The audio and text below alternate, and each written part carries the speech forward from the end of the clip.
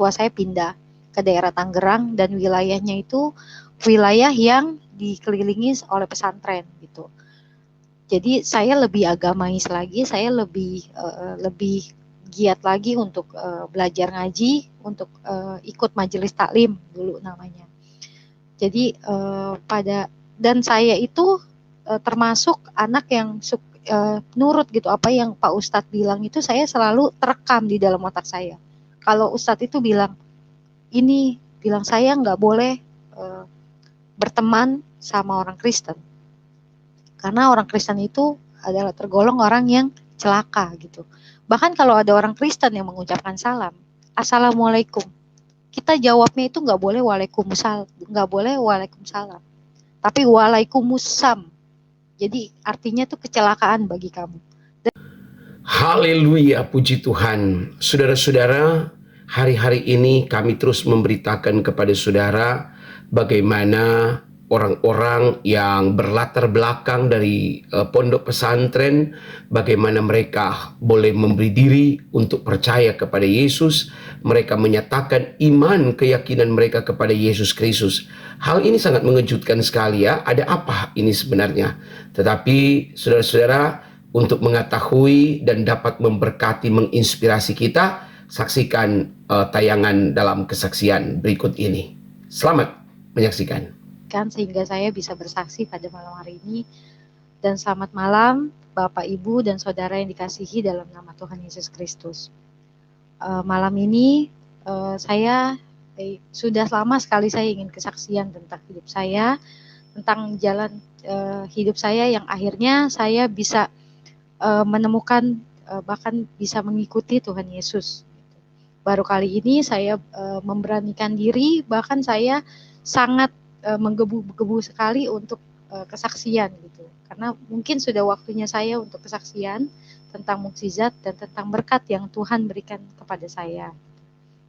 Jadi saya langsung saja ceritakan tentang latar belakang saya. Nama saya Yuli, saya lahir dan dibesarkan oleh keluarga Muslim. Papa saya Solo, mama saya Semarang.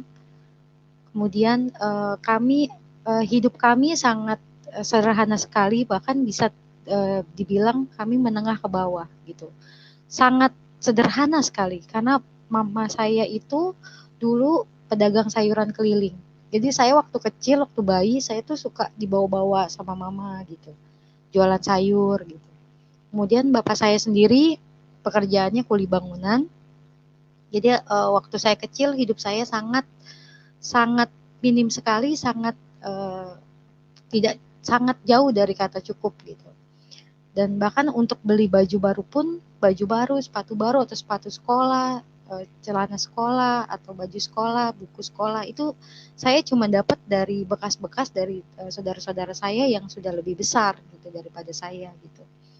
Kemudian pada sekitar saya kelas 2 atau kelas 3 SD, saya sering dapat kayak bullying dari teman-teman saya karena saya mukanya nggak mirip sama orang tua saya. Jadi mereka tuh bilang bahwa saya tuh bukan anaknya mama saya, bukan anaknya bapak saya gitu. Bahkan saya suka tanya sama saudara saya, ternyata mereka juga bilang begitu. Pada waktu itu saya pernah bertanya sama mama saya, "Mah, memangnya kata orang-orang saya itu bukan anak kandungnya mama gitu." Tapi waktu itu mama saya marah dan sampai dia nangis gitu untuk bilang, "Kamu tuh anak mama gitu. Kalau bukan anak mama, kenapa mama harus sekolahin kamu? Kenapa mama harus hidupin kamu, biayain kamu gitu." Jadi dari itu saya lihat mama saya menangis dan saya tidak pernah mau tanyakan lagi ke mama saya tentang saya ini anak kandungnya atau bukan. Dan dalam diri saya selalu saya tanamkan saya harus tahu diri, karena saya itu dibesarkan sama bukan orang tua kandung saya, dan sudah syukur saya disekolahkan dan dibesarkan sama mereka gitu, daripada saya harus dibuang begitu aja gitu. Jadi dalam diri saya tuh hidup jadi anak yang penurut gitu. Jadi anak yang tidak banyak permintaan, tidak banyak tuntutan kepada orang tua. Jadi saya terima aja gitu. Jadi kayak sekolah saya juga termasuk yang nggak nakal gitu. Jadi saya ikuti jadi penurut gitu, ikutin apa yang orang tua saya mau. Kemudian waktu kecil saya juga bukan hanya pelajaran formal, pendidikan formal yang saya dapat, saya juga harus ngaji gitu. Dan kalau teman-teman saya harus disuruh sama orang tuanya untuk ngaji, tapi saya tuh kalau sudah waktunya ngaji saya akan berangkat sendiri gitu. Dan pada waktu saya sekolah, saya ngaji seperti biasa. Kemudian orang tua saya dapat ekonominya sudah mulai membaik dan dia bapak saya agak tadinya kami awalnya tinggal di kontrakan yang ada di bantaran kali di daerah Jakarta Barat. Kemudian papa akhirnya beli rumah yang cuman sederhana banget, kami bangunnya juga itu di daerah Tangerang. Dan di daerah Tangerang itu bapak saya itu beli rumahnya di wilayah yang dikelilingi sama pesantren.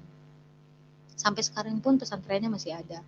Jadi pindahlah kami ke lingkungan yang saya lebih religius lagi. Saya lebih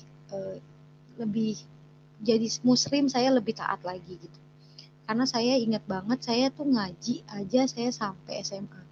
Sedangkan teman-teman saya itu mungkin cuma sampai SD atau SMP dia udah nggak ngaji. Sedangkan saya SMA, saya masih ikut majelis taklim. Jadi masih ikut pengajian gitu. Mbak Yuli. Iya Pak. Ya suaranya bisa agak keras dikit ya Mbak, biar terdengar ini lebih jelas ya. Ya tadi mungkin mic-nya aja agak didekatin ke mulut. Sudah bagus tadi itu. Sudah bagus ya Pak ya. Kalau ini sudah agak besar atau masih kecil? Ya, ini sudah lumayan sih. Agak tegas gitu loh suaranya supaya ini agak powernya ada gitu loh suara. Iya, baik Pak. Ya, oke. Jadi saya lanjutkan. Jadi sekitar mungkin SD kelas 5 orang tua saya pindah ke daerah Tangerang dan wilayahnya itu wilayah yang dikelilingi oleh pesantren gitu. Jadi saya lebih agamais lagi, saya lebih giat lagi untuk belajar ngaji, untuk ikut majelis taklim dulu namanya. Jadi dan saya itu termasuk anak yang nurut gitu, apa yang Pak Ustadz bilang itu saya selalu terekam di dalam otak saya. Kalau Ustadz itu bilang saya nggak boleh berteman sama orang Kristen. Karena orang Kristen itu adalah tergolong orang yang celaka gitu. Bahkan kalau ada orang Kristen yang mengucapkan salam, Assalamualaikum, kita jawabnya itu nggak boleh Waalaikumsalam, tapi Waalaikumsalam. Jadi artinya itu kecelakaan bagi kamu. Dan saya selalu kalau ada orang Kristen yang mengucapkan salam, saya selalu jawab Waalaikumsalam gitu. Karena saya tuh nggak suka sama orang Kristen. Tapi saya nggak yang cuman nggak suka aja, udah jadi saya cuman nggak suka, udah gitu. Jadi saya nggak mau dekat-dekat sama orang Kristen gitu. Nah pada waktu itu walaupun Bapak udah bisa beli rumah, tapi keadaan ekonomi kami belum sangat cukup. Jadi Bapak saya bilang sama saya, nanti lulus SMA kamu nggak kuliah, dia bilang. Kemudian saya bilang, iya, saya juga nggak terlalu banyak nuntut. Saya bilang dalam diri saya sudah disekolahkan sampai begini besar, sudah bersyukur. Gitu. Kemudian saya lepas SMA, saya bekerja di pabrik. Jadi waktu itu hari pertama saya bekerja, saya cuma jadi operator gunting benang. Jadi kayak sisa-sisa dari baju, karena saya di pabrik garment, sisa-sisa baju itu saya gunting gitu. Nah itu saya pertama kali kerja di situ. Kemudian seminggu setelah saya bekerja, manajer produksi saya butuh orang untuk admin. Jadi saya diambil untuk jadi admin. Di situ saya berpikir saya punya peluang. Jadi saya minta izin untuk kuliah lagi. Jadi pagi saya kerja, malam saya kuliah, gitu. Nah di tempat kuliah inilah saya lebih banyak lagi dari teman saya, lingkupnya lebih banyak dari suku-suku, kemudian dari beberapa agama, dan saya tidak bisa hindari, akhirnya saya juga berteman dengan orang-orang Kristen gitu. Dan begitu saya berteman dengan orang Kristen, ternyata saya tuh agak kaget karena orang Kristen yang tadinya saya diceritakan bahwa Kristen itu seolah-olah tidak baik gitu. Ternyata beda. Orang Kristen itu baik. Bahkan lebih mengasihi. Bahkan saya melihat mereka itu lebih punya kasih dibandingin saya yang mengklaim diri saya muslimah itu.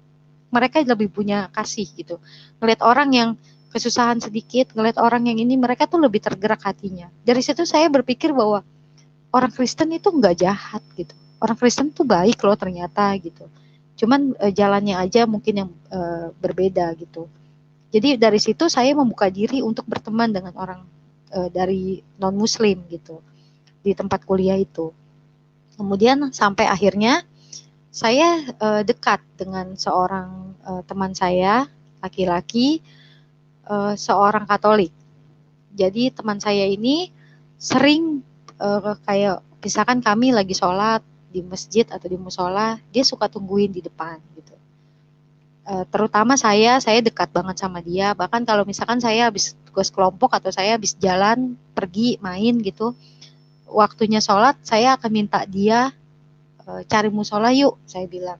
Jadi dia suka temenin saya gitu di depan musola, di depan masjid gitu. Dia tuh kayak nggak kenapa-napa gitu. Dia tuh ada di masjid, ada di musola itu kayak nggak ada sesuatu yang risih atau ngeganggu dia, enggak. Dia biasa aja gitu. Bahkan saya pikir suatu hari saya mau bawa dia jadi Muslim gitu, jadi agama Islam, masuk ke dalam agama Islam. Dalam pikiran saya begitu. Nah, saya dekat sama dia, makin dekat, bahkan mungkin saya bisa bilang saya pacaran sama dia. Mungkin sudah hampir setahun atau 2 tahun saya dekat sama dia. Saya dalam hati saya bilang, dia biasanya temenin saya untuk ibadah. Sekali-sekali boleh saya temenin dia ke gereja, dalam hati saya.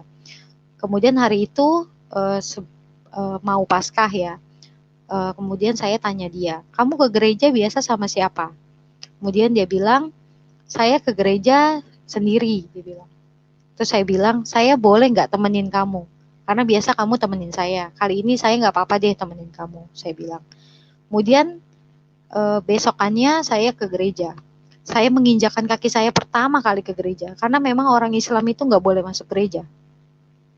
Nggak boleh masuk gereja. Jadi hari itu saya masuk ke gereja dengan perasaan takut sebenarnya. Tapi saya pikir ya udahlah, saya juga nggak ngapa-ngapain. Saya sudah bilang sama dia, nanti di gereja saya nggak ngapa-ngapain ya, saya duduk aja, saya bilang. Kemudian dia bilang, iya nggak apa-apa, kamu duduk aja nggak usah ikutin, dia bilang. Ya udah, saya masuk ke gereja, hari itu hari Paskah, saya lihat salib dan patung semua ditutup sama kain warna ungu. Saya kaget, saya bilang, kok gereja yang saya lihat di TV, saya lihat di mana-mana, bayangan saya tuh gereja nggak kayak gitu. Kok gereja ini bingung gitu saya. Kok gereja nggak ada salibnya, nggak ada apa, ditutup kayak kain warna ungu gitu. Ini gereja apa? Jadi saya tuh di dalam gereja itu saya cuma duduk, saya cuma tengok kanan kiri, saya lihat isi gereja. Jadi saya nggak tahu tuh mereka ngapain aja. Terus pastor ngomong apa saya nggak tahu. Jadi hari itu saya ke gereja cuman liatin sekitar saya aja. Jadi nggak ada yang masuk sekalipun di otak saya tuh nggak ada. Jadi hari itu selesai dia ibadah, kami tidak ada diskusi tentang agama. Saya tidak tanya agama dia, tentang agama dia. Saya tidak tanya di gereja itu tadi ngapain. Pokoknya semua berlalu begitu aja. Saya juga nggak mau nanti dia yang pengaruhi saya untuk mempelajari Kristen. Saya nggak mau. Saya maunya dia yang pelajari Islam gitu. Nah setelah hari itu saya jalani hidup saya seperti biasa normal. Saya masih sholat, bahkan saya sholat masih 5 waktu, nggak pernah bolong. Dan saya makin giat gitu, karena saya ngelihat gereja begitu, saya pikir dia harus ikut saya gitu, karena yang benar pasti agama saya, agama Islam pasti yang benar. Tapi kami tidak pernah berdiskusi tentang agama. Kami tidak pernah tanya jawab. Saya juga nggak mau tahu agama dia, dan dia tidak pernah bertanya sedikit pun tentang agama saya. Gitu. Jadi saya jalani hari-hari saya seperti biasa. Tiba waktunya saya mimpi yang pertama. Saya di dalam mimpi saya itu, saya ada di dalam sebuah gereja dan saya dibacakan Injil Matius. Waktu itu saya nggak pernah tahu yang namanya Injil itu ada apa aja, saya nggak pernah tahu. Jadi setahu saya dulu waktu saya ngaji, Ustadz saya itu bilang, kitab sucinya orang Kristen itu namanya Injil. Dan kamu jangan sekali-kali kamu pernah buka, apalagi baca. Karena kalau kamu nggak kuat-kuat iman, kalau iman kamu nggak kuat, iblis akan merasuki kamu dan kamu jadi goyah imannya. Dan pada waktu itu saya nggak pernah satu pun sekalipun saya nggak pernah mau tahu kitab sucinya orang Kristen itu apa, isinya apa aja saya nggak tahu.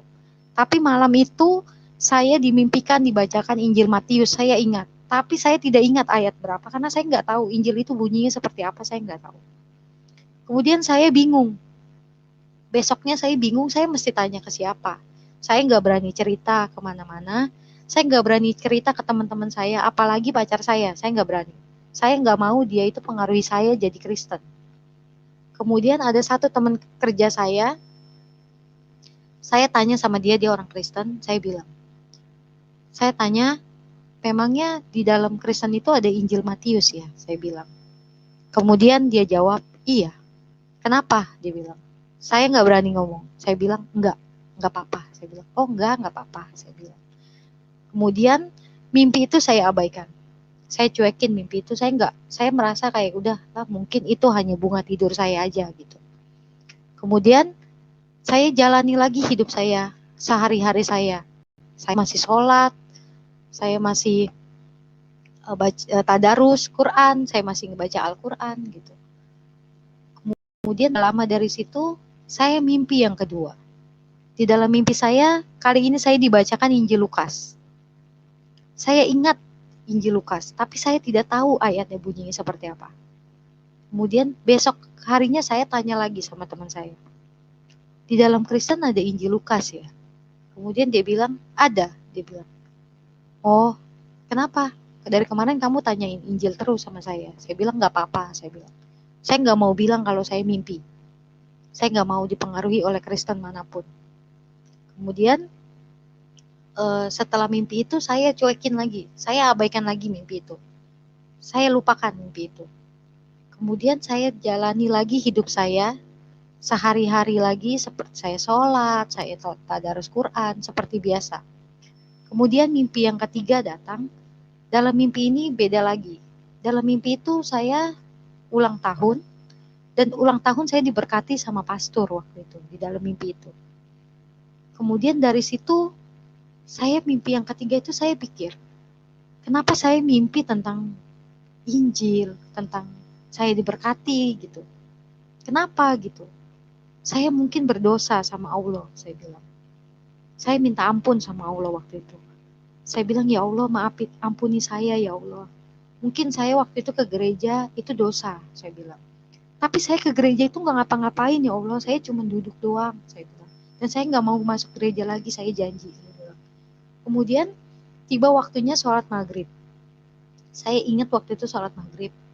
Saya wudhu, setelah wudhu saya sholat. Begitu sholat, di tengah-tengah sholat, tiba-tiba saya gak ingat lagi bacaannya. Saya bilang, nggak mungkin saya ngelupa. Karena setiap hari saya sholat 5 kali. 5 waktu saya sholat. Kenapa saya bisa lupa bacaannya? Saya bilang. Mungkin saya kurang khusyuk, saya bilang. Saya pejamkan mata saya. Begitu saya pejamkan mata saya, yang tampak di dalam itu salib. Kemudian saya bilang, astagfirullahaladzim. Saya bilang begitu. Kemudian saya wudhu lagi. Saya bilang, mungkin saya kurang khusyuk nih sholatnya. Saya wudhu lagi. Kemudian saya pakai lagi mukena saya sholat lagi.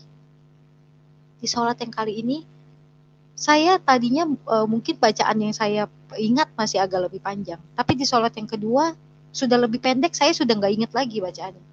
Memori saya itu seperti terhapus gitu, seperti blank. Abis ini apa bacaannya, saya nggak tahu gitu. Kok nggak saya ulang lagi bacaannya, berhenti lagi di situ. Saya bilang, saya pejamkan mata saya lagi. Mungkin saya kurang khusyuk, saya pikir. Jadi saya pejamkan mata saya, salib itu makin besar. beda dari yang tadi di depan. Jadi kayak seperti mendekat sama saya. Saya buka lagi mata saya, kemudian saya wudhu lagi. Wudhu yang ketiga. Jadi wudhu, kemudian saya pakai lagi mukena saya. Begitu saya baca lagi, bacaan sholat, bacaannya lebih pendek lagi yang saya ingat. Setelah itu nggak ada lagi. Memori saya seperti terhapus, seperti blank, nggak tahu lagi. Habis ini apa gitu, bacaannya kenapa habis ini saya nggak ingat lagi gitu. Kemudian saya pejamkan mata saya, salib itu makin banyak dan makin dekat, makin besar, makin dekat. Saya udah langsung buka mata saya. Saya bilang, saya minta ampun ya Allah, saya bilang. Kenapa kayak gini gitu? Kenapa saya bilang, ya Allah singkirkan setan ini dari diri saya bilang. Benar kata Ustadz gitu dalam hati saya. Saya nggak boleh gitu, saya nggak boleh masuk gereja, saya pasti akan dimasuki oleh setan gitu. Dalam diri saya begitu. Saya harus baca Al-Quran, saya pikir. Saya lupakan sholat saya karena percuma, saya udah nggak inget lagi bacaannya. Saya udah nggak bisa lagi terusnya apa, saya nggak tahu lagi. Kemudian saya masih pakai mukena, masih ada sajadah, saya langsung baca Al-Quran. Dalam hati saya berpikir bahwa pasti setan itu takut sama Al-Quran. Karena kata Ustadz saya, setan itu takut sama Al-Quran. Saya baca bacaan Al-Quran. Makin saya baca, hati saya makin sakit gitu, seperti ada yang saya tidak mau tapi saya paksa gitu. Jadi hati saya tuh sakit, makin saya baca, makin sakit. Mata saya makin ngembang air mata, sampai tulisan di dalam Al-Quran itu saya nggak bisa lihat, ketutup semua sama air mata. Saya bilang, saya kenapa gitu, kenapa saya baca Quran saya nggak bisa karena hati saya sakit gitu. Makin saya baca, saya makin hati saya nggak terima gitu. Saya nggak boleh baca gitu, kayaknya seolah-olah seperti itu. Saya sholat udah nggak bisa lagi. Saya udah nggak apa lagi bacaannya. Saya udah nggak tahu terusannya apa gitu. Kemudian saya jatuh tersungkur di atas sajadah. Saya nangis waktu itu semalaman. Saya nangis. Saya bilang, saya minta ampun sama Allah. Saya bilang, saya bingung. Saya udah nggak bisa sholat lagi. Saya ulang lagi begitu masuk waktu Isya. Jadi habis maghrib Isya, saya sholat lagi, saya wudhu lagi. Saya udah nggak bisa sholat. Baru Allahu Akbar. Saya udah nggak tahu lagi bacaannya apa. Saya bilang, saya gimana gitu. Akhirnya saya beranikan diri saya untuk, siapa Yesus itu? Kenapa saya bisa sampai kayak begini gitu? Karena di dalam penglihatan saya di atas salib itu ada Yesusnya gitu. Jadi saya pikir, kenapa saya bisa jadi kayak gini gitu. Akhirnya besoknya saya nggak cerita sama siapapun. Saya pendam mimpi itu sampai saya nggak bisa sholat. Saya cuma pendam dalam diri saya. Kemudian besoknya saya tanya sama teman saya, sama pacar saya bilang, kamu di rumah punya Injil gak? Karena saya nggak tahu kitab suci orang Kristen itu namanya apa. Saya taunya Injil. Kamu punya Injil gak di rumah? Ada. Saya mau pinjem, saya bilang. Kenapa? Gak apa-apa, saya cuma mau pinjem, saya bilang. Dia kasih pinjem saya, besok saya bawain, dia bilang. Saya pinjem, saya bawa pulang ke rumah. Nah, setelah hari itu saya nggak bisa sholat, saya nggak berani cerita sama orang tua saya. Jadi setiap waktu sholat, saya cuma wudhu, masuk ke kamar, saya kunci pintu. Jadi orang tua saya taunya saya sholat. Padahal di dalam kamar itu saya baca Injil. Nah, di dalam Injil itu yang saya pinjam, saya baru lihat namanya. Bukan Injil, tapi Alkitab. Saya baru tahu bahwa kitab sucinya bukan Injil, tapi Alkitab. Dan dulu saya ingat waktu Ustadz saya bilang, jadi kitab suci yang paling benar itu adalah Al-Quran yang turun langsung dari Allah. Yang diwahyukan langsung, firmannya langsung dari Allah. Sedangkan Injil itu ditulis oleh manusia dan sudah direvisi. Awal mulanya perjanjian lama, kemudian direvisi jadi perjanjian baru. Jadi kitab suci macam apa yang direvisi? Sedangkan Al-Quran itu tidak pernah direvisi. Gitu. Jadi pada saat itu saya lihat Alkitab, saya buka, ternyata di dalam Alkitab itu ada perjanjian lama dan perjanjian baru. Jadi bukan direvisi, isinya berbeda. Perjanjian lama itu sebelum Yesus ada, perjanjian baru itu setelah Yesus ada. Bahkan ternyata yang dibilang kitab sucinya namanya Injil, Injil itu sebenarnya cuma bagian dari Alkitab. Di situ saya cuma, loh, kok beda sama yang ustadz saya ngomong, saya bilang. Dari situ saya mau tahu isinya itu apa. Kemudian saya taunya dulu Tuhannya orang Kristen itu 3. Tuhan Bapa, Tuhan Anak, dan Tuhan Ibu. Ternyata saya baca Tuhannya 1 di dalam Alkitab itu. Tuhannya 1. Kenapa jadi 3? 3-nya dari mana gitu. Saya makin mau baca Alkitab. Saya jadi mau tahu. Jadi dulu saya dapat cerita bahwa yang disembelih oleh Nabi Ibrahim itu anaknya namanya Ismail. Tapi saya baca di Alkitab namanya Ishak. Dari situ awal mula saya mau tahu isi Alkitab itu sebenarnya apa. Nah dari situ saya baca, saya cari kisahnya di Alkitab. Ada ketemu, tapi namanya Abraham, bukan Ibrahim. Saya tahu bahwa ada kadang-kadang perbedaan nama katanya dulu gitu. Saya baca di Alkitab, kisahnya utuh.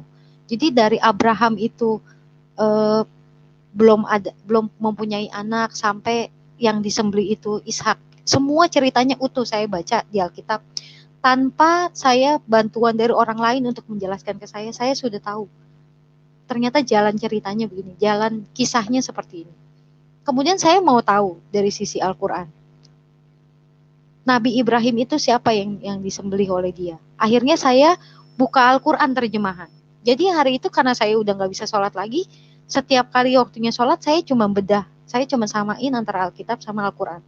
Di Al-Quran saya tidak bisa dapat kisah Nabi Ibrahim. Kemudian begitu juga saya cari lagi, begitu besoknya saya cari lagi kisah Nabi Musa. Saya cari di Alkitab, saya ketemu rangkaiannya. Saya ketemu kisahnya. Kemudian saya cari lagi di Al-Quran. Nabi Musa seperti apa? Enggak ada. Jadi apa yang saya cari, apa yang dulu Ustadz saya ceritain, saya cari di Alkitab, kisahnya ada. Tapi saya cari di Al-Quran enggak ada. Jadi saya jadi makin mau tahu gitu tentang Alkitab pada waktu itu. Setahun berlalu saya udah nggak sholat setahun, mungkin setahun lebih. Gitu. Tapi 1 tahun itu saya tidak pegang agama apa-apa.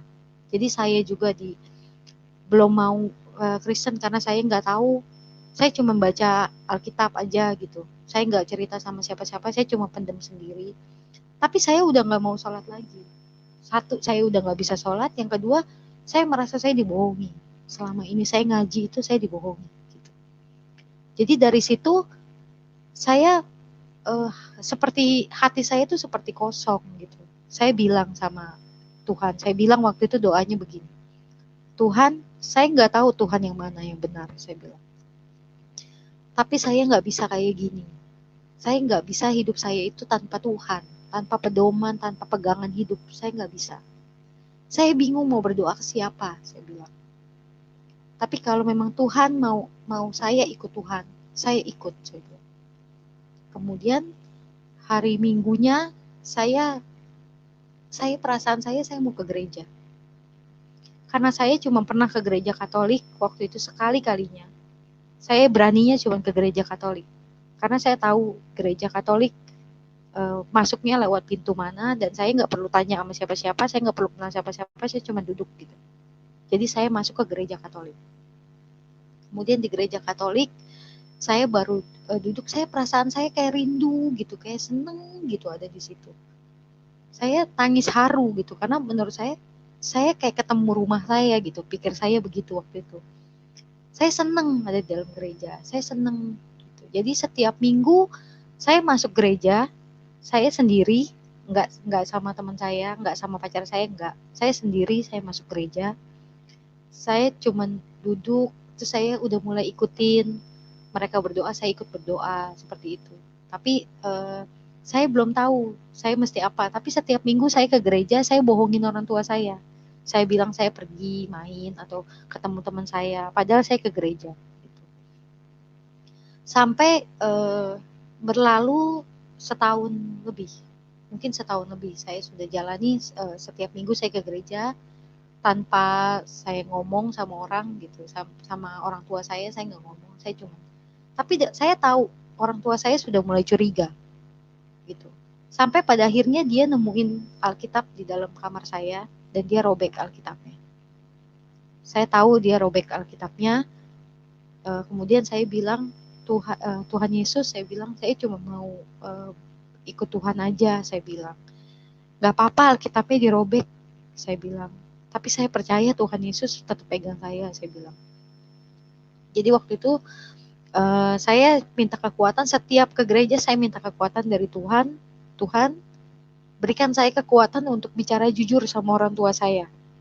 Karena saya nggak berani, dalam sisi manapun kalau saya ditanya saya nggak berani gitu. Untuk bilang ke orang tua tuh saya nggak berani. Tapi setiap minggu saya bawa dalam doa, setiap saya ke gereja saya bawa dalam doa, Tuhan Yesus berikan saya kekuatan untuk saya bicara jujur sama orang tua saya. Kalau suatu hari orang tua saya tanya sama saya bilang. Jadi saya udah melewati puasa yang kedua. Jadi puasa yang pertama saya nggak puasa, tapi juga saya nggak ke gereja. Saya masih cari tahu tentang siapa itu Tuhan Yesus dari Alkitab. Kemudian tahun kedua masuklah bulan Ramadan di hari yang pertama. Jadi di bulan Ramadan itu saya udah nggak puasa. Jadi di Ramadan itu saya nggak bisa bohong kayak hari-hari yang biasa. Yang saya wudhu, kemudian saya masuk ke dalam kamar, saya kunci pintu, orang tua saya taunya sholat gitu.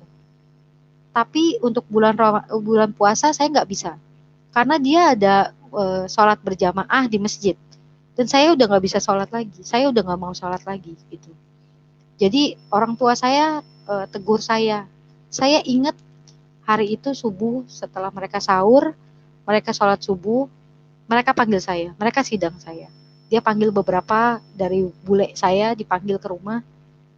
Dia tanya saya begini, Yul, kamu udah nggak sholat, udah nggak puasa, kamu mau jadi apa? Saya nggak tahu saya punya kekuatan apa. Saya bilang gini sama orang tua saya, Ma, saya minta maaf sama mama. Saya udah nggak ngejalanin sebagai Islam lagi, sebagai Muslim lagi. Saya sekarang mau ikut Yesus, saya bilang. Saya mau jadi Kristen, saya bilang. Dan hari itu mama saya langsung nangis ke lantai, dia langsung jatuh, tapi dia nangis, saya tahu. Bapak saya nangis, keluar air mata, matanya dia basuh, dia pegang matanya. Kemudian bapak saya cuma bilang gini, kamu nggak inget dulu waktu kecil, kamu dibawa-bawa sama mama kamu jualan sayur, kamu digendong sambil jualan sayur supaya untuk sekolahin kamu. Kamu nggak inget dulu bapak itu sampai kuli bangunan sekolahin kamu. Gitu. Hari itu saya nangis, saya bilang saya minta maaf. Saya udah coba gitu, tapi saya nggak bisa. Saya tetap dalam hati saya mau jadi Kristen, saya mau ikut Yesus, saya bilang.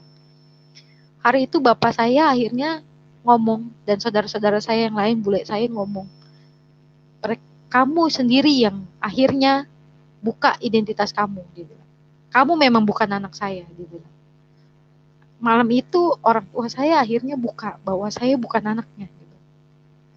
Kamu sendiri yang kamu sendiri yang buktikan bahwa kamu bukan anak kami. Gitu. Kalau kamu bersikeras untuk jadi Kristen, kamu udah nggak bisa lagi tinggal di sini. Gitu. Saya bilang waktu itu malam itu saya cuma bilang, iya, nggak apa-apa, saya bilang. Kemudian saya bereskan baju saya cuma boleh muat satu ransel karena paginya saya harus kerja, tetap saya harus kerja. Begitu saya kerja, saya cuma bawa ransel dan saya nggak cerita sama teman saya, siapapun saya nggak cerita. Karena saya nggak tahu saya mau pulang kemana, saya ngomong sama pacar saya waktu itu. Saya diusir dari rumah. Loh kenapa? Dia sendiri nggak tahu. Saya bilang kalau saya mau jadi Kristen, saya bilang. Saya mau ikut Yesus. Dia kaget karena saya nggak pernah cerita sama dia. Kenapa kamu begitu cepat gitu? Maksud dia kenapa begitu beraninya secepat itu kamu tiba-tiba langsung, padahal kamu nggak punya persiapan gitu, maksudnya dia seperti itu. Tapi saya bilang saya udah nggak bisa. Saya sudah janji sama diri saya, begitu saya ditanya saya mau jujur, saya bilang sama orang tua. Kemudian dia bantu saya cuma cari kos-kosan aja, kos-kosan wanita waktu itu. Jadi baju yang saya bawa hanya baju kerja dan baju harian cuma beberapa potong. Sisanya saya tinggal semua. Padahal semua orang udah bilang bahwa Saya lah anak tunggal di keluarga saya gitu. Saya tinggalin semua. Kemudian setelah itu nggak lama dari situ saya kecelakaan. Waktu itu udah pengen Natal, saya nggak bisa jalan. Jadi kaki saya tuh kecelakaan motor, kaki saya tuh luka gitu dari dengkul sampai mata kaki. Kemudian tangan saya juga. Jadi hari itu Natal, saya di kos-kosan, saya nggak bisa jalan, saya cuman pegangan tembok gitu. Saya nggak punya siapa-siapa, bahkan saya punya teman pun, teman saya udah nggak mau berteman sama saya. Karena begitu saya tahu mereka saya kafir, saya murtad, mereka udah nggak mau berteman sama saya, udah nggak mau tahu saya gitu. Dan keluarga pun udah nggak ada yang cari keberadaan saya. Saya cuma dapat SMS, tiap hari saya dapat SMS caci maki, bahkan ada yang kasih ayat mengkafir-kafirkan saya di BBM dulu, mengkafir-kafirkan saya, caci maki saya, bilang bahwa darah saya halal buat mereka tumpahin kalau mereka ketemu saya. Mereka bilang saya nggak tahu diri, nggak tahu terima kasih, nggak tahu balas budi, sudah dibesarkan, tapi malah itu yang saya perbuat, itu yang saya buat gitu. Jadi saya melukai atau menyakiti hati orang tua saya gitu, yang sudah membesarkan saya. Kemudian saya udah nggak pernah tanya lagi kabar orang tua saya. Saya jalani, saya bilang Tuhan, saya tahu saya udah nggak punya siapa-siapa. Pegangan saya cuma Tuhan aja. Jadi saya tuh waktu itu masih kuliah. Jadi saya kerja itu masih sebagai admin dan gaji saya cuma cukup buat kuliah dan bayar cicilan motor, kemudian bayar kos-kosan, sama hidup saya tuh sehari-hari udah sangat minim sekali. Tapi saya nggak gentar gitu, saya tetap jalani gitu. Bahkan kadang-kadang saya nggak bisa bayar kosan. Saya ingat banget dulu saya mau pinjam uang dari teman saya, tapi teman saya nggak mau kasih. Dari situ saya bilang bahwa tidak ada yang bisa menolong saya kecuali Tuhan. Tapi saya nggak tahu, begitu saya mau bayar kuliah, atau saya mau bayar cicilan motor, atau saya mau bayar kos-kosan, saya nggak tahu dapatnya dari mana, tapi uang itu ada. Jadi memang saya bilang, Tuhan, saya besok mau bayar kos-kosan, saya nggak punya uang gitu. Cuman besoknya itu saya nggak tahu, tiba-tiba ada gitu, ada yang transfer ke saya, atau ada yang, saya masih jualan online waktu itu, saya masih setelah kerja, saya masih sambi untuk jualan online. Jadi tiba-tiba ada yang beli dagangan saya, jualan saya ada yang beli, saya bisa bayar gitu.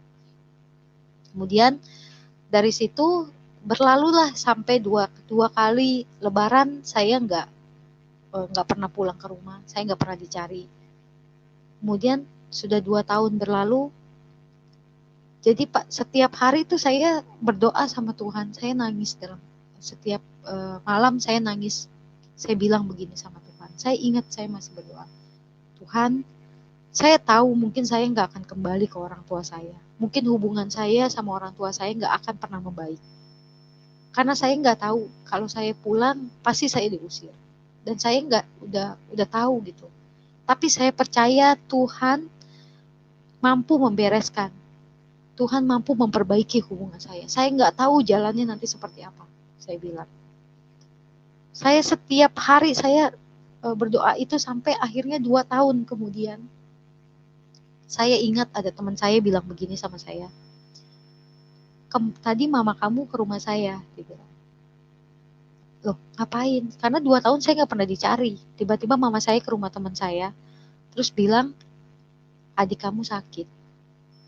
Ternyata saya sudah tahu bahwa sebenarnya orang tua kandung saya itu adalah adik dari mama saya. Jadi yang saya panggil bule itu sebenarnya mama kandung saya. Jadi mama kandung saya itu menikah lagi.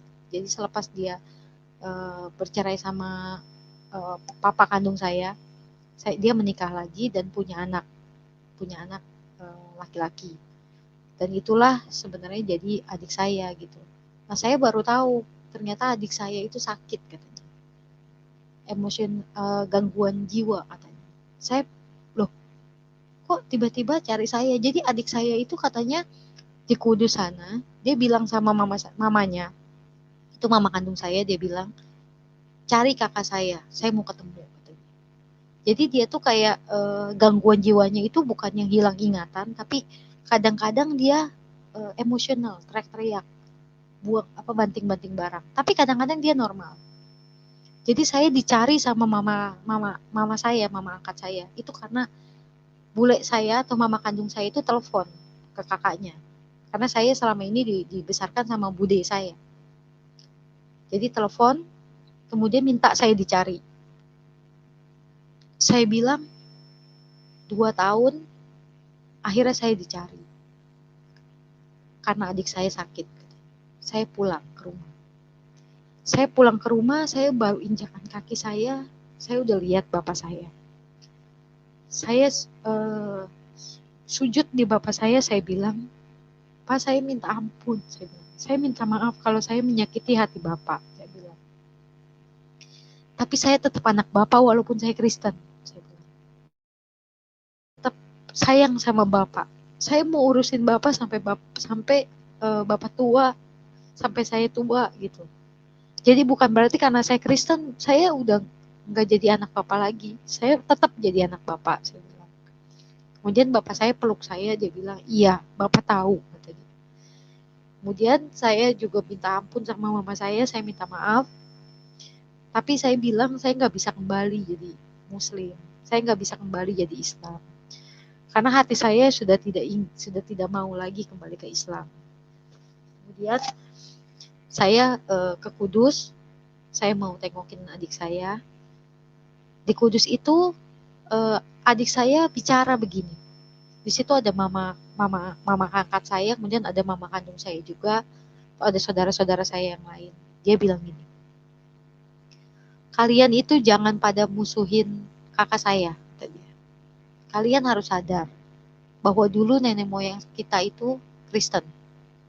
Jadi dulu nenek saya itu ternyata Kristen, menikah sama kakek saya mualaf, jadi Islam gitu. Jadi dia bilangnya gini, dulu nenek kami itu Kristen, jadi Islam. Sekarang kalau ada cucunya, keturunannya dia yang kembali ke Kristen, kita nggak boleh marah gitu. Kita harus terima, kata dia gitu. Jadi karena ucapan dia ini kayak sepertinya keluarga saya yang lain akhirnya bisa terima saya gitu. Bisa memaklumi keadaan itu gitu. Dari situ saya membaik, hubungan sama orang tua saya membaik. Tapi saya ingat waktu itu sebelum saya kembali ke rumah, saya flashback, saya lupa. Waktu itu saya memang sudah mau dibaptis. Saya tanya sama gereja Katolik, saya mau dibaptis, saya bilang. Kemudian gereja Katolik bilang, sekretariatnya bilang bahwa saya harus temui ketua lingkungan. Gitu.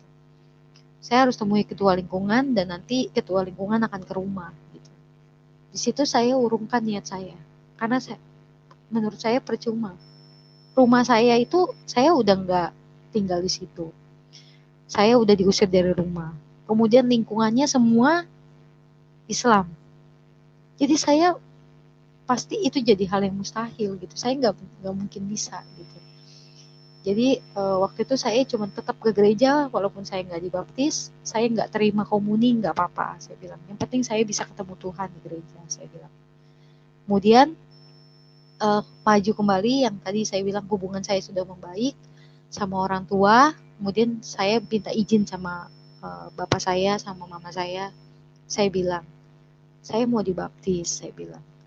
Tapi saya mau ke ketua lingkungan, nanti harus ke rumah, saya bilang. Kalau bapak bolehin, saya ke ketua lingkungan untuk ngomong saya mau dibaptis, saya bilang. Kemudian bapak saya bilang, kalau memang itu pilihan kamu, ya udah jalani. Dari itu saya puji Tuhan, terima kasih Tuhan Yesus, saya bilang. Akhirnya saya memenuhi administrasi dari pembaptisan itu sampai akhirnya tahun 2014 atau 2015 saya dibaptis secara Katolik. Kemudian dari situ orang tua saya sudah tahu bahwa saya Katolik, dan saya jalani kehidupan Katolik saya, sedangkan orang tua saya tetap Muslim, tetap Islam. Kemudian setelah itu saya menikah dengan pacar saya yang Katolik itu. Jadi saya menikah dengan pacar saya secara Katolik, kami diberkati secara Katolik. Kemudian pada saat saya setelah menikah itu, saya punya anak. Memang saya tahu ada kebiasaan buruk, sifat buruk dari suami saya ini gitu. Dia suka mabuk gitu. Dia suka sama teman-temannya mabuk-mabukan, kemudian pulang itu pasti marahin saya. Pasti kayak cari gara-gara gitu supaya nanti berantem sama saya gitu. Tapi saya bilang sama Tuhan, Tuhan, saya tahu ini konsekuensi yang harus saya ambil gitu. Saya harus tetap teguh gitu, walaupun kehidupan rumah tangga saya tidak baik gitu, jalannya tidak baik. Tapi saya tahu saya harus teguh gitu, saya harus pikul salib saya bilang. Jadi setiap hari itu saya ingat hampir waktu itu mungkin seminggu sekali atau seminggu sekali, lama-lama jadi tiga hari sekali dia mabuk-mabukan, sampai akhirnya setiap hari dia pulang jam 2, jam 3 malam, anak saya sudah tidur, saya harus tutupi kuping telinga anak saya supaya nggak bangun, sampai pagi saya harus kerja lagi. Dan saya nggak cerita sama bapak saya, karena waktu itu setelah menikah, saya diajak kontrak rumah, dan saya nggak cerita, sama teman pun saya nggak cerita, apalagi sama orang tua, karena saya tahu, begitu saya cerita, pasti orang tua saya tidak akan suka, tidak akan senang anaknya diperlakukan seperti itu. Jadi saya pendam sendiri, saya bawa dalam doa, saya bilang, Tuhan, lama-lama saya nggak kuat, saya bilang, Tuhan, saya minta Tuhan kasihani saya bilang. Saya nggak bisa hidup saya seperti ini terus gitu. Tiap malam saya begini, saya disiksa seperti ini, saya nggak bisa. Tuhan, kasihani saya dan anak saya bilang. Saya tuh memang nggak boleh nginep lama-lama di rumah bapak gitu. Jadi saya cuman kayak kalau weekend saya boleh cuman sekedar main terus pulang lagi. Jadi kayak gitu. Nah hari itu saya izin sama suami saya mau nginep 3 hari di rumah bapak karena ada acara. Kemudian dia bilang, ya udah, kamu boleh tadi. Kemudian saya nginep di rumah bapak, dan baru malam pertama saya nginep hari Jumat, saya ingat Jumat berarti malam Sabtu. Saya ingat dia udah WA saya macam-macam. Dia suruh saya pulang. Kamu pulang sekarang, dan itu waktunya udah malam.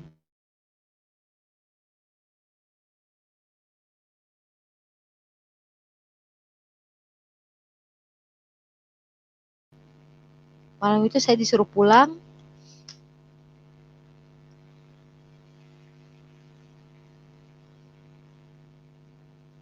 Halo. Halo ya. Pak. Iya. Halo. Ya, silakan lanjut. Ya. Malam itu saya disuruh pulang. Langsung saya bilang saya nggak bisa karena saya udah bilang sama bapak saya nginep, saya bilang. Enggak, kamu pulang sekarang, dia bilang. Mungkin saya tahu mungkin dia habis mabuk. Makanya dia telepon saya dengan kata-kata yang nggak bagus gitu, nggak baik gitu. Kemudian saya langsung saya packing, kemudian bapak saya udah curiga. Kenapa pulangnya harus malam ini, kata dia. Emang kenapa, kata dia. Saya bilang nggak apa-apa, saya bilang. Karena saya biasa menyembunyikan masalah itu, saya ya udah saya pendam sendiri gitu. Saya nggak mau sampai orang tua saya tahu gitu. Kemudian bapak saya paksa saya untuk cerita kenapa sebenarnya, kata dia. Kemudian saya nangis sama bapak saya bilang, dia seperti ini ya setiap hari ya? Sering ya kayak gini? Saya bilang, iya, tapi mungkin karena dia terpengaruh alkohol aja, saya bilang gitu. Kemudian dia tetap paksa saya pulang atau dia yang akan ke rumah saya gitu. Jadi kayak, kamu pulang sekarang atau saya ke sana, saya buat onar di sana kayak gitu. Kemudian saya mau pulang tapi bapak saya nggak kasih. Bapak saya bilang, kalau dia mau ke sini, biarin dia ke sini, kata bapak saya gitu. Akhirnya saya nggak pulang. Dia ke situ, kemudian dia ke rumah saya, ke rumah bapak saya. Kemudian waktu di rumah bapak saya, dia bilang begini.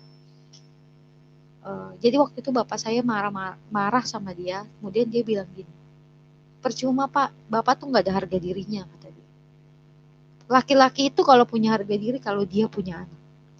Bapak tuh nggak punya anak. Kata dia. Jadi Bapak tuh udah nggak punya hak sama si Yuli.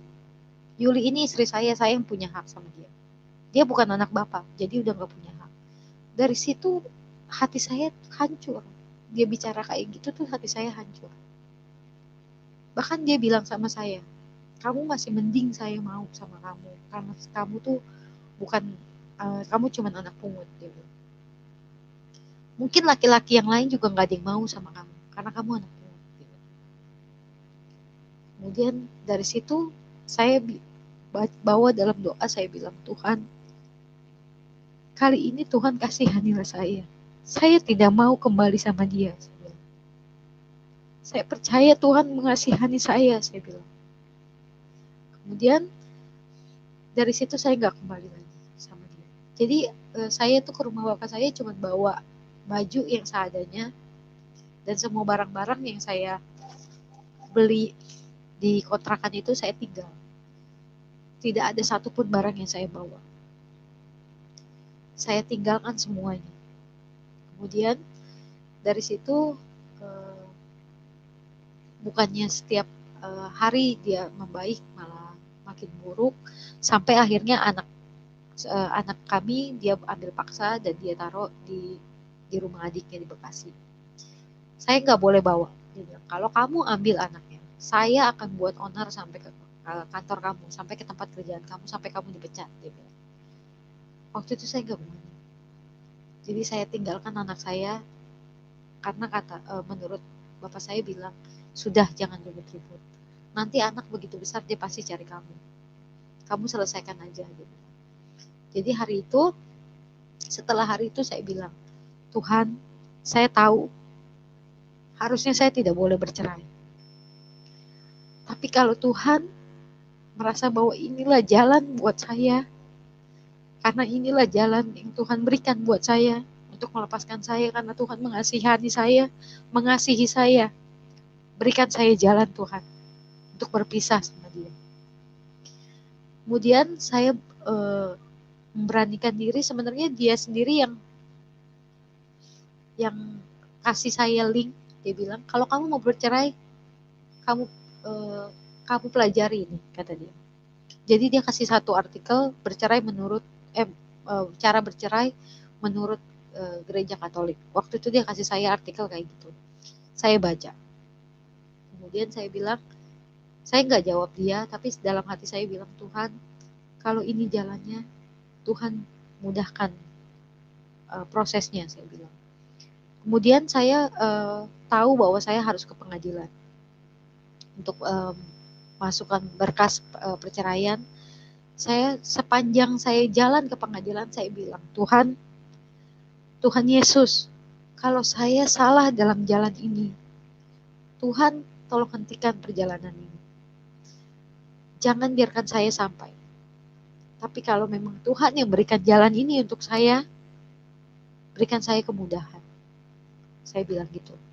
Sampai di pengadilan, saya cuma tanya sama orang pengadilan, saya ingin menggugat cerai, caranya seperti apa. Dia malah kasih saya bantuan, dia kasih saya kayak contoh gugatan cerai orang. Dia bilang, kamu ikutin aja kayak gini. Dia bilang, samain aja kata-katanya. Dia bilang. Kemudian saya malah baru tahu bahwa di situ security pengadilannya adalah security tempat pabrik saya kerja. Dulu dia bekerja di pabrik saya, kemudian dia resign dan sekarang jadi security di pengadilan. Kemudian dari situ saya bilang, kok saya dapat jalan gitu. Kemudian saya masukkan berkas perceraian. Dia tetap ancam saya, dia tetap keluarkan kata-kata yang tidak baik untuk saya. Dia caci maki saya, hina saya, tapi saya tidak pernah balas. Saya diamin aja kata-kata itu. Sampai pada akhirnya lama-lama dia membaik gitu, melunak gitu. Jadi kayak waktu itu Paskah dia bilang sama saya, jangan lupa ke gereja gitu. Dia suka kirimin foto anaknya gitu. Kemudian saya dalam hati saya ke gereja, masih gereja Katolik waktu itu. Saya berdoa sama Tuhan, Tuhan, prosesnya masih berjalan.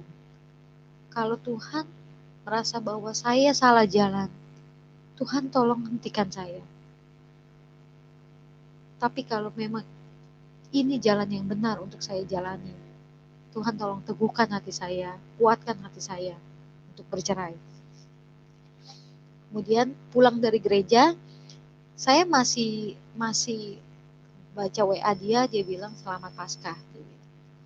Saya sudah melunak sebenarnya. Dalam hati saya, mungkin Tuhan mau saya berbaikan sama dia. Saya balas WA dia dengan baik, selamat Paskah juga. Saya sudah melunak. Saya pikir saya mungkin harus kembali. Mungkin ini jalan dari Tuhan. Tidak sampai 1 kali 24 jam. Saya pulang gereja sekitar jam 6. Jam 9 saya baca WA. Dia maki-maki saya lagi seperti biasa. Seperti dulu. Mungkin dia mabuk dan dia maki-maki saya lagi.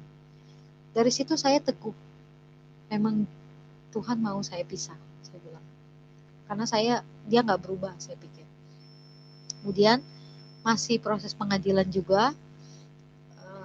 Saya suka baca atau saya suka tonton channel YouTube tentang khotbah atau pendeta-pendeta gitu. Khotbahnya pendeta saya suka nonton. Saya suka dengerin. Kemudian ada satu waktu itu pendeta Gilbert, saya nonton, saya ingat pendeta Gilbert bilang begini. Orang Kristen tidak boleh cerai. Sama sekali apapun alasannya orang Kristen nggak boleh cerai. Dari situ setelah saya mendengarkan itu, saya nangis. Saya berdoa sama Tuhan, saya nangis. Tuhan, saya minta ampun sama Tuhan. Kalau saya salah jalan. Kalau saya salah karena saya telah menggugat cerai. Saya telah berdosa Tuhan. Saya minta ampun. Kalau Tuhan merasa bahwa saya salah jalan, saya minta Tuhan buka pintu hati saya. Kalau Tuhan yang mau, saya pasti ambil berkas itu, saya batalkan. Saya bilang.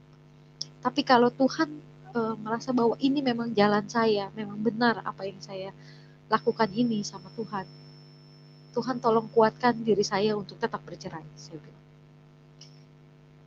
Malam itu saya tidur, kemudian saya terbangun jam 2 atau jam 3 malam. Saya lihat handphone, ternyata di handphone itu ada WA. WA-nya maki-maki lagi. WA dari suami saya dan maki-maki saya lagi, yang ngatain saya macam-macam, pungut lah, dia najis lah sama saya, begitu-begitu. Jadi dalam hati saya meneguhkan hati saya untuk bercerai untuk kedua kalinya.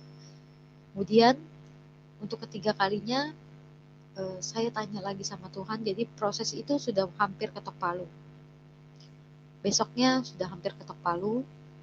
Kemudian malamnya saya berdoa sama Tuhan. Saya bilang lagi sama Tuhan, Tuhan Yesus, saya bilang, ini besok ini udah mau ketok palu.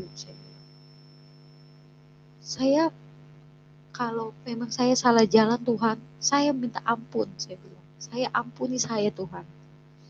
Kalau memang saya salah, Tuhan tolong kasih saya tahu bahwa saya salah, saya pasti akan ambil. Walaupun besok ketok palu, saya akan batalkan gugatan saya. Kalau Tuhan yang minta saya pasti batalkan. Apapun alasannya, saya pasti batalkan. Tapi kalau memang ini adalah yang benar buat saya, Tuhan tolong teguhkan hati saya. Kemudian saya tidur. Dalam tidur saya mimpi. Di dalam mimpi itu, Tuhan Yesus ada di atas kayak bait suci, seperti kayak bangunan, tapi saya mungkin gambaran itu seperti. Jadi dalam mimpi saya itu, setelah saya berdoa sama Tuhan bahwa besok mau ketok palu Tuhan, kalau Tuhan yang mau saya untuk batalkan, saya pasti batalkan, saya pasti ambil berkas itu, saya batalkan. Saya tidak peduli alasannya apa, pokoknya saya batalkan kalau Tuhan yang inginkan. Tapi kalau memang Tuhan merasa bahwa saya betul jalannya, Tuhan tolong teguhkan hati saya bilang. Kemudian saya tidur. Saya bermimpi, dalam mimpi saya lihat Tuhan Yesus ada di atas bangunan. Dan di atas bangunan itu seperti kayak bait Allah gitu, yang seperti bait Allah, Tuhan Yesus ada di atas itu, dan Tuhan Yesus itu bicara sama saya begini, jangan kau cobai Tuhan Allahmu. Gitu. Saya ingat saya sudah 3 kali bertanya sama Tuhan. Dan Tuhan tegur saya, jangan cobai Tuhan Allahmu. Gitu. Saya langsung bangun, saya Tuhan mau saya tetap jalani. Saya janji Tuhan, saya nggak akan pernah tanya lagi. Saya tahu Tuhan udah berikan saya jawaban. Tapi saya itu manusia berdosa, saya ragu lagi sama jawaban Tuhan. Saya tanya lagi, sampai akhirnya Tuhan yang bilang, saya nggak boleh tanya lagi. Akhirnya saya ikuti, saya ketok palu, dan saya bercerai. Dari perceraian itu, mantan suami saya makin marah, makin emosi sama saya, makin kesel. Saya makin gak boleh ketemu sama anak saya. Kemudian dia bilang sama saya begini, kamu itu gak pantas tetap di Katolik. Gitu. Kamu itu bercerai. Kristen Katolik mana yang boleh cerai? Gak ada. Lagian kamu itu masuk ke Katolik karena saya, karena ikut saya, karena menikah sama saya, dia bilang. Makanya kamu ikut Katolik. Makanya kamu jadi Katolik. Saya gak mau lihat kamu di Katolik lagi karena saya gak mau. Kita udah bercerai, jadi kamu gak boleh di Katolik lagi. Dia bilang gitu sama saya. Malamnya saya doa sama Tuhan, saya nangis. Saya bilang gini, Tuhan Yesus, dari awal saya mau ikut Tuhan Yesus, bukan mau jadi agama apa. Saya bilang. Saya gak peduli orang mau ngomong apa. Orang mau bilang saya Katolik karena saya menikah, terserah. Tapi saya punya pengalaman spiritual sama Tuhan, saya punya pengalaman rohani yang Tuhan tahu, saya bilang. Saya gak peduli, saya gak boleh jadi apa. Saya mau ikut Tuhan Yesus, saya bilang. Tuhan tolong bawa saya sama Tuhan Yesus. Kalaupun saya gak punya agama, tapi saya ikut Tuhan Yesus, tidak apa-apa, saya bilang. Tuhan bawa saya, Tuhan bimbing saya harus jadi apa. Saya harus masuk jadi apa. Gitu. Saya jadi Kristen apa, Katolik apa gitu. Kemudian saya tidur seperti biasa. Hari Minggunya saya ke gereja Katolik. Kemudian di gereja Katolik itu saya tidak dapat apa-apa. Saya tidak punya sentuhan dalam roh, dalam saya, dalam jiwa saya. Saya tahu sepertinya Tuhan mau saya cari rumah Tuhan yang lain. Kemudian saya cari gereja lain. Di gereja lain itu saya masuk gereja Kristen. Saya masuk, saya ikut ibadah, saya pun sama. Saya tidak dapat apa-apa. Saya bilang, Tuhan, apa bukan ini yang Tuhan mau? Bukan di gereja ini Tuhan mau saya bertumbuh, saya bilang. Kemudian saya cari gereja yang lain. Dan di gereja itu, saya baru melangkahkan kaki saya masuk ke dalam gereja. Saya ingat betul. Waktu itu ada puji-pujian yang nyanyi-nyanyian yang dinyanyikan.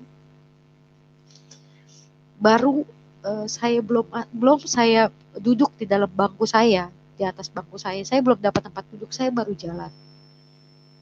Kaki saya udah lemes, kaki saya udah bergetar, saya udah gak bisa lagi, air mata saya turun terus. Saya bilang, Tuhan, saya bergetar tubuh saya bilang, Tuhan mau saya di sini, saya bilang.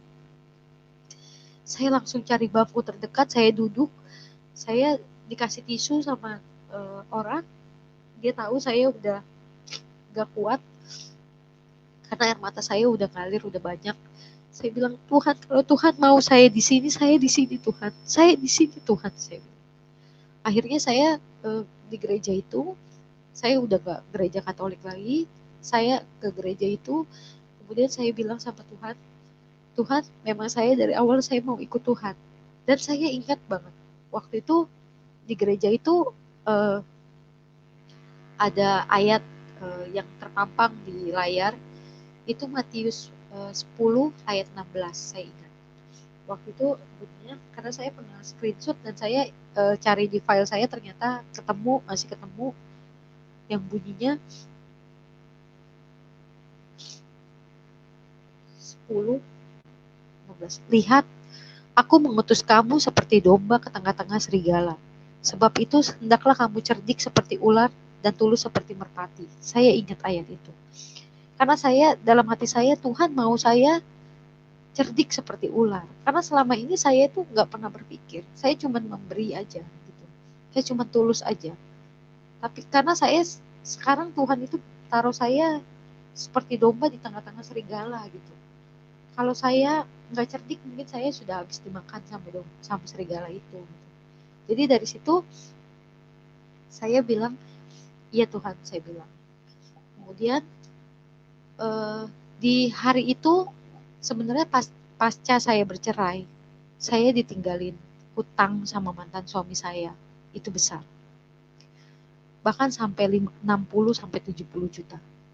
Semuanya hutang cicilan kartu kredit. Jadi selama kami hidup bersama, mau beli apa, itu pasti pakai kartu kredit saya gitu. Jadi mau isi kontrakan waktu itu pakai kartu kredit saya. Mau beli baju, beli jam tangan itu pakai kartu kredit saya. Semua pakai kartu kredit saya. Walaupun dia gajinya itu dikasih ke saya dulu, mantan suami. Sebelum kami bercerai, gajinya dikasih ke saya nggak cukup kadang-kadang untuk bayar kartu kredit ini, kartu kredit itu. Tapi karena masih dua pendapatan, saya masih bisa atur gitu. Tapi setelah saya bercerai, saya cuma punya satu pendapatan saya aja. Saya cuma punya gaji saya aja. Saya udah bilang nggak bisa. Hutangnya terlalu banyak, saya bilang. Kemudian saya bawa dalam doa, Tuhan, saya dalam angka nggak akan ketemu, saya nggak akan pernah bisa selesaikan hutangnya. Saya pasti kena BI checking, pasti saya kena surat teguran dari bank. Tapi saya percaya Tuhan ada bersama saya pasti bisa selesaikan semuanya. Karena waktu saya minta sama mantan suami untuk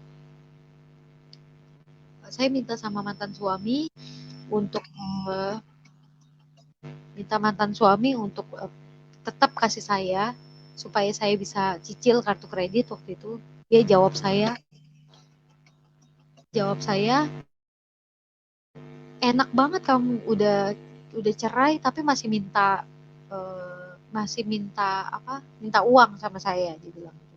Walaupun saya udah jelasin itu buat bayar kartu kredit, tapi dia tidak punya itikat baik gitu.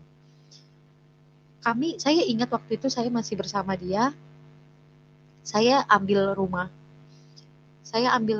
yang DP-nya itu saya harus cicil 18 kali. Tapi waktu itu kami baru 4 atau 5 kali, kemudian saya bercerai sama dia. Sisa dari DP itu saya tetap harus lanjutin kan, karena sayang gitu, udah 5 kali masuk, kemudian sisanya walaupun 13 kali, tapi saya harus lanjutin gitu. Jadi dari hutang kartu kredit yang masih banyak dan hutang rumah, cicilan rumah yang masih besar gitu. Jadi waktu itu saya bingung gitu. Saya bilang sama Tuhan, saya bawa dalam doa, Tuhan, saya tahu Tuhan bisa bantu saya untuk bereskan masalah keuangan saya bilang. Kemudian hari itu saya ingat waktu setelah kami bercerai waktu kami bercerai saya DP-nya udah hampir lunas kalau nggak salah. Tapi waktu itu proses kami bercerai memang agak lama, hampir setahunan. Waktu saya gugat dia cerai, dari situlah sebenarnya DP itu baru masuk 4 sampai 5 kali. Tapi sisanya saya masih tetap jalani gitu. Saya tetap bayarkan tiap bulan. Sampai akhirnya setelah kami ketok palu, setelah saya bercerai sama dia, DP itu yang 18 kali lunas gitu. Tapi herannya mantan suami saya bilang sama saya punya bagian dari rumah itu. Dia minta kayak harta gono gini sama saya. Padahal rumah itu baru DP dan belum akad kredit rumah itu. saya bilang sama Tuhan, Tuhan, saya nggak peduli rumah itu. Tapi kalau Tuhan yang minta saya lepaskan rumah itu. Tapi kalau Tuhan minta saya pertahankan rumah itu, saya pertahankan. Saya ikut apa yang Tuhan mau saya lakukan. Kemudian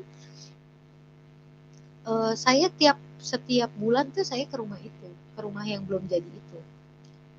Pada waktu saya datang lagi, ternyata saya tahu bahwa rumah itu belum dibangun. Padahal yang lain satu klaster itu udah dibangun semua. Rumah saya doang yang belum dibangun. Kemudian saya memang manusia berdosa, saya masih percaya sama tusuk sate waktu itu. Jadi rumah itu tusuk sate. Begitu udah selesai, saya ada jalannya, saya lihat, kok tusuk sate. Kemudian rumah itu belum dibangun, masih puing-puing. Dari situ saya tahu bahwa Tuhan tidak mau saya ambil rumah itu. Saya mengundurkan diri, saya ke developer, saya bilang, rumah itu saya nggak jadi ambil. Dia bilang DP saya hangus. Tapi waktu itu saya bilang, minta dibantu sama orang marketingnya. Saya bantu dalam doa, Tuhan, bantu saya Tuhan, saya bilang. DP saya bisa kembali sekitar 50 atau 60 juta. Tapi baru bisa kembali 3 bulan setelah itu. Saya bilang, puji Tuhan, berarti hutang saya bisa saya bayar begitu rumah itu DP-nya dikembalikan ke saya. Jalan Tuhan untuk pelunasan hutang saya yang pertama. Tapi saya nggak punya rumah lagi. Saya bilang, Tuhan, saya nggak punya rumah lagi. Saya tahu Engkau pasti menggantinya yang lebih baik dari yang sebelumnya saya ambil. Kemudian saya diantarin sama teman saya cari-cari rumah. Cari-cari rumah, daerahnya memang di Tangerang yang agak jauh. Tapi saat itu posisinya saya nggak punya uang sama sekali. Saya nggak punya uang di tabungan sama sekali. Saya cari-cari rumah, kemudian di rumah itu, di rumah yang saya cari, ya saya cari di beberapa perumahan. Kemudian saya bilang, Tuhan, saya semuanya butuh DP, saya bilang. Minimal 15 sampai 30 juta. Saya nggak punya uang, saya bilang. Tapi saya percaya Tuhan kasih saya penggantinya, sama pengganti itu, saya bilang. Kemudian saya ketemu satu perumahan, dia bilang DP-nya 0%. Saya bilang DP-nya 0% dan saya nggak diwajibkan untuk bayar apapun di awal. Memang saya nggak punya uang. Kemudian saya bilang, kok seperti Tuhan kasih saya rumah ini cuma-cuma, DP-nya 0% dan saya harus baru boleh bayarnya setelah BI checking selesai gitu. Kemudian BI checking, saya tahu saya pasti nggak akan lolos karena saya masih punya hutang kartu kredit, karena DP rumah saya yang pertama itu belum ada ke saya, jadi baru 3 bulan kemudian baru dikasih ke saya. Saya nggak punya uang, saya juga pasti BI checking saya nggak akan pernah lolos gitu. Saya bilang, ya udah, coba aja di BI checking dulu, tapi dalam hati saya nggak mungkin lolos, pasti saya nggak akan lolos di BI checking. Kemudian saya baru masukin berkas. 3 hari kemudian saya dapat kabar dari bank. Kalau saya lolos BI checking dan 3 hari lagi saya akan kredit di bank, akad kredit rumah itu. Saya cuman diem, bilang sama Tuhan, Tuhan ini pasti pekerjaan Tuhan. Dari segi manapun saya nggak akan pernah lolos BI checking karena hutang kartu kredit saya banyak. Kemudian dia bilang, enggak, ini lolos BI checking, pasti pekerjaan Tuhan. Saya dikasih rumah itu pasti Tuhan yang kasih saya gantinya. Kemudian saya memang orang berdosa, saya meragukan lagi apa yang Tuhan kasih buat saya. Jadi saya dapat input dari teman saya bahwa secara feng shui saya nggak boleh hadap timur, jadi rumah itu hadap timur. Saya nggak boleh hadap timur, bolehnya hadap barat atau timur laut. Dan saya dalam hati saya bilang, aduh gimana gitu. Kayaknya perasaan tuh nggak enak gitu kalau udah orang udah input nggak bagus, tapi saya masih tetap pertahankan tuh kayaknya nggak enak gitu. Kemudian saya mau datengin rumah itu gitu. Saya mau datengin rumah itu, saya bawa dalam doa selama perjalanan saya bilang sama Tuhan gini, Tuhan Yesus, ini Mbak gimana? Yuli, Mbak Yuli, Iya Pak. suaranya agak besar dikit, agak dekatin mic-nya biar ini agak kedengaran ya. Yang tadi kurang besar ya Pak ya? Iya, kalau dia agak jauh dari mulut, dia agak ini kecil, mengecil suaranya. Oh iya. Tadi sampai mana Pak yang Bapak kurang jelas? Ya, itu yang apa namanya sampai dilanjutin aja tadi. Yang Oh iya. ya lanjutin aja. Iya. Jadi waktu itu saya dapat input dari teman saya kalau rumah saya itu nggak cocok untuk saya gitu. Jadi untuk saya itu nggak cocok untuk hadap timur. Jadi waktu itu rumah itu saya tahu dari marketing itu hadap timur gitu. Nggak cocok untuk saya cocoknya hadap barat atau timur laut dia bilang. Karena saya tahu saya salah gitu. Saya sepanjang jalan saya mau ke rumah itu perasaan saya tuh nggak enak gitu. Nggak enaknya gini, saya udah dapat inputan dari orang rumahnya nggak bagus tapi saya masih ambil tuh perasaan saya tuh nggak enak gitu. Akhirnya saya mau lihat rumah itu lagi, tapi dalam perjalanan itu saya berdoa, saya minta sama Tuhan kayak gini. Saya ingat saya ngomongnya gini, Tuhan Yesus, saya tuh dilihat kok nggak bagus rumahnya Tuhan, saya bilang. Saya bingung, saya mau ambil atau enggak, saya bilang gitu. Sedangkan rumah itu hadap timur, saya nggak boleh hadap timur. Gimana ya Tuhan Yesus? Saya mau ambil atau enggak gitu. Jadi sepanjang jalan itu saya cuma berdoa dalam hati saya ngomongnya gitu. Tuhan udah mau deket dari rumah itu. Saya ambil atau enggak gitu. Saya ambil atau enggak gitu. Terus dalam perjalanan itu makin dekat saya makin gelisah gitu. Saya ambil atau enggak ya Tuhan? Saya nggak dapat tanda gitu. Saya nggak. Aduh, saya mana udah mau kesini, udah mau akad kredit gimana gitu. Akhirnya sampailah saya ke rumah itu. Dan di dalam rumah baru sampai rumah itu saya langsung ambil Kompas di handphone, saya langsung buka Kompas. Saya bilang kalau Tuhan yang kasih saya ambil lah Tuhan, tapi kalau Tuhan yang nggak kasih saya nggak ambil gitu. Saya ambil Kompas, saya lihat rumah itu hadap timur laut. Seperti yang orang itu bilang kalau rumah itu bagus, buat saya itu hadap timur laut. Rumah itu timur laut. Saya bilang memang Tuhan yang kasih, saya bilang. Kemudian saya dapat info dari developernya bahwa rumah dari satu klaster itu hanya rumah yang saya mau ambil aja yang sudah pasang cakar ayam. Jadi waktu itu ada orang yang mau ambil, dia mau pasang cakar ayam, udah dipasang orang itu nggak jadi ambil. Jadi rumah itu saya dapat dari Tuhan Yesus dengan sangat the best semuanya. Tidak pakai DP, kemudian akad kreditnya sangat mudah sekali, sangat lancar sekali. Kemudian saya bilang saya rumahnya bagusnya timur laut, rumah itu hadap timur laut, bahkan rumah itu satu-satunya yang sudah cakar ayam. Saya bilang Tuhan Yesus baik banget sama saya. Tuhan Yesus kasih saya yang paling terbaik dari yang baik di klaster itu. Gitu. Kemudian saya akad kredit, saya ingat waktu itu anak itu belum sama saya. Saya masih belum dikasih anak waktu itu. Anak saya masih ditaruh di rumah adiknya mantan suami. Kemudian saya tiap hari saya berdoa, saya minta Tuhan kasihanilah saya mau anak saya sama saya.